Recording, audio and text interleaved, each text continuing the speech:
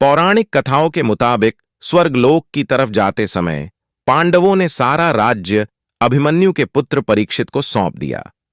राजा परीक्षित बहुत ही दयालु राजा थे। उनके शासनकाल में प्रजा को किसी बात की तकलीफ नहीं थी। सभी खुशीपूर्वक जीवन यापन कर रहे थे। एक दिन राजा परीक्षित जंगल में घूम रहे थे, तब उन्हें कलयुग मिला। कलयुग ने राजा परीक्षित को बताया कि अब द्वापर युग खत्म हो गया है और उसका समय आ गया है।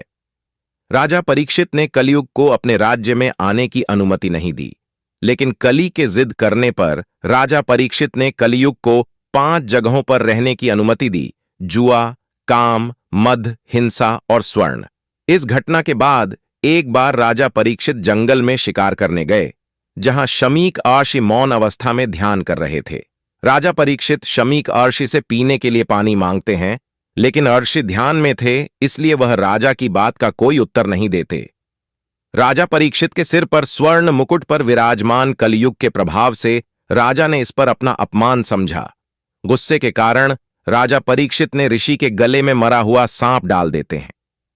जब इस बात का पता शमीक अर्षि के पुत्र श्रृंगी ऋषि को लगता है, तो वह क्रोध में आकर श्रृंगी ऋषि राजा परीक्षित को श्राप देते हैं कि 7 दिन में नागराज तक्षक उन्हें डस लेगा और उनकी मृत्यु हो जाएगी। राजगृह में पहुंचकर जब राजा परीक्षित ने अपना मुकुट उतारा, तो कलयुग का प्रभाव समाप्त हो गया था और ज्ञान की पुनः उत्पत्ति हुई। वे सोचने लगे कि मैंने घोर पाप कर डाला है।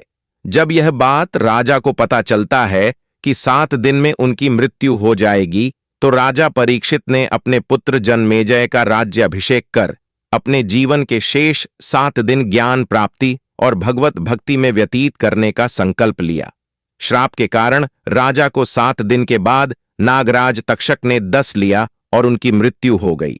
जैसे ही राजा परीक्षित की मृत्यु हुई, कलयुग धरती पर हावी होता चला गया। राजा परीक्षित के जीवित रहते कलयुग में इतना साहस नहीं था कि वह धरती पर हावी हो सके। राजा परीक्षित की मृत्यु के बाद से ही कलयुग की शुरुआत मानी जाती है।